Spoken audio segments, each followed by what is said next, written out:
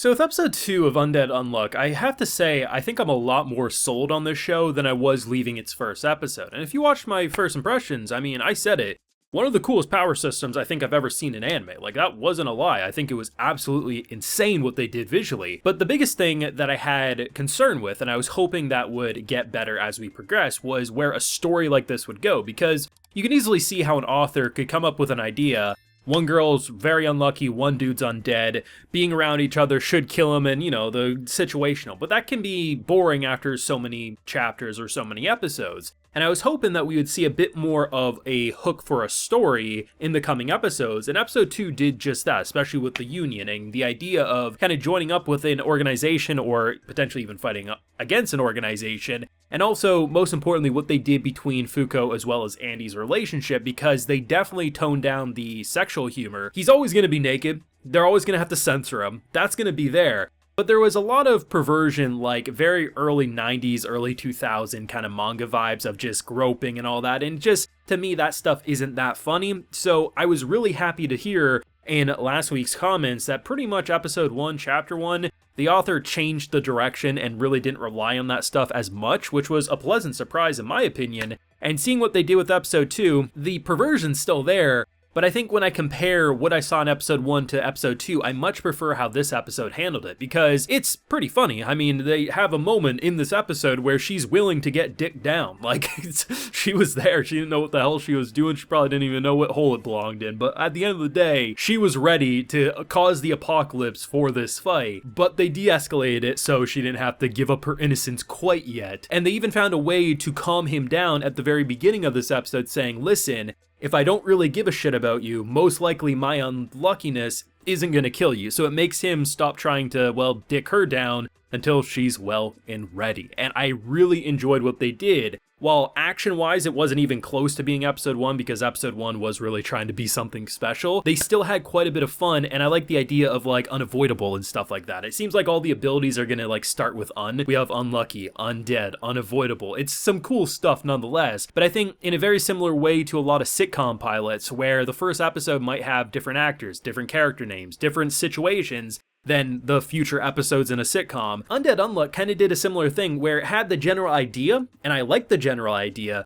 but with episode 2, I feel like I have a better understanding of what the show wants to be, and that has me a lot more excited than when I left episode 1, where I was a little 50-50 on how I was going to feel going forward. Now I feel like I'm about 75% of the way there to be absolutely, we need to watch this. Full live reaction though to Undead Unluck episode 2 available on my Patreon. If you would like to see that, it's over there if you're interested. Now, this one, I do see the potential. I think production-wise, it did hold up. It didn't feel like it took a nosedive or anything. It's just when you compare a lot of the like action, blood effects and stuff from the first episode, most people are gonna still recommend that over episode 2's. But they did have a lot more fun with the creativity when it came to basically fighting a mech and a pretty boy who apparently can beat the living shit out of you as he kind of like poses in a very elegant, if not JoJo-like fashion. My initial gut reaction was that both of them were going to survive, because basically what ends up happening is we get almost immediately the carrot on the stick. If we can join up with this union, well then we won't be hunted and we might be able to learn a lot more. Apparently you can only get an invitation to this place if there's a slot available, so to do that you have to kill some people, and also probably that's not even guaranteed that you'll get said invitation. But by the end of the episode, you know, Pretty Boy decides to say, hey listen, you know, go kill 2 others and I'll put in a good word and all's well that ends well. And based on, I think it was the ending song, it does seem like they ultimately get roped in based on the uniform and everything. But I like the idea because I didn't think the big boy was gonna die at all. I mean, if you point a finger pistol at someone, I'm gonna assume it does nothing. Apparently with our guy, he can literally shoot his fingertip and blast through your eye. Like, this show has such really cool and creative ideas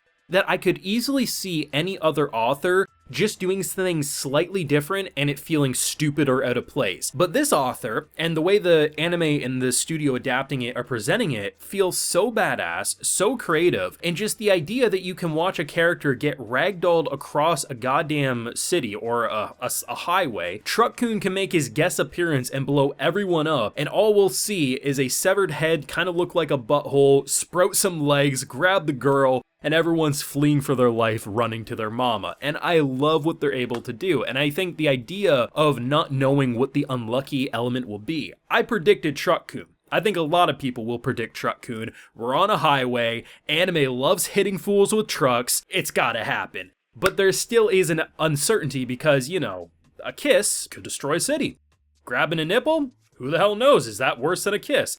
We don't know. We don't have a proper bar to judge what type of contact will do what type of situation. And if it is true that the more she does care about Andy, and I mean very clearly, she does have a little flirtatious flusserness towards him, and as the episodes progress, she will probably develop a stronger emotional connection. It is just gonna get crazier. We started with a meteor strike at the end of last episode. Truck-kun decided to get an upgrade with the diesel tank on the back, and just, it's gonna get wilder and wilder. And I think now seeing the idea of like, okay, now we have a bit more of a plot point. Sure, we have some fun little situations like going in the Men in Black room, big old armory, strapping her up so she can get blown up, stabbed, shot, doesn't matter, she'll be able to brush it off, walk it off the next morning. At the same time, I feel like now seeing a bit more, because like, yeah, we had the people try to jump us last week, but that didn't really say too much, right? That just said like, okay, is this a random gang? Is this gonna be the big bad of the season? We have no idea. And then in this episode, we start to feel like we understand a bit more about this union and where they want to go. And to me,